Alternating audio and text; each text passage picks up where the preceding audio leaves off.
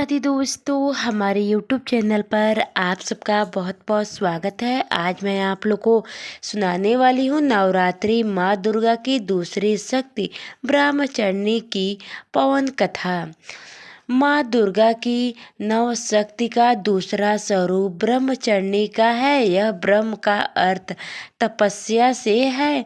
माँ दुर्गा का यह स्वरूप भक्तों और सिद्धों को अंतन फल देने वाला है। इनकी उपासना से तप, त्याग, वैराग्य, सदाचार और संयम की वृद्धि होती है।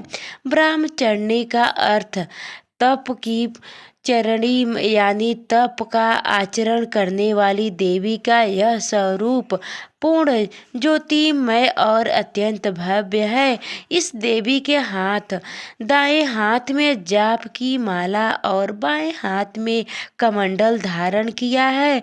पूर्व जन्म में इस देवी ने हिमालय के घर पुत्री रूप में जन्म लिया था और नारद जी के उपदेश से भगवान शंकर को पति रूप में प्राप्त करने के लिए घोर तपस्या की थी। इस कठिन तपस्या के कारण उन्होंने पश्चात अर्थात ब्राह्मणी नाम से अभिहित किया गया 1000 वर्ष तक उन्होंने केवल फल फूल खाकर बिताकर और 100 वर्ष तक केवल जमीन पर रहकर शाक पर निर्भर होकर किया था। कुछ दिनों तक कठिन उपवास रखे और खुले आकाश के नीचे वर्षा और धूप के घोर कष्ट सहे 3000 वर्ष तक टूटे हुए बेल पत्र खाए और भगवान शंकर की आराधना करती रही। इसके बाद तो उन्होंने सूखे बेल पत्र खाना भी छोड़ दिया।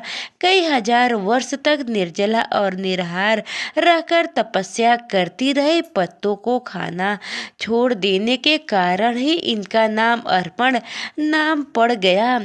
कठिन तपस्या के कारण देवी का शरीर एकदम क्षीण हो गया। देवी देवता ऋषि सिद्धगण मुनि सभी ने ब्रह्मचारिणी की तपस्या को अद्भुत पूर्वक पुण्य कृत बताया, सराहन की और कहा, हे देवी, आज तक किसी ने इस तरह की कठोर तपस्या नहीं किया है। यह तुम्हारी ऐसे ही संभव थी।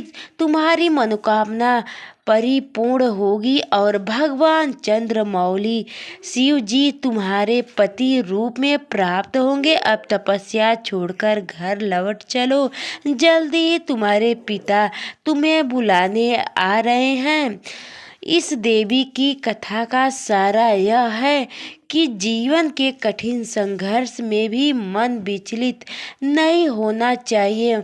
माँ ब्रह्मचारिणी देवी की कृपा से सर्व सिद्ध प्राप्त होती है। दुर्गा पूजा के दूसरे दिन देवी के इसी स्वरूप की उपासना की जाती है।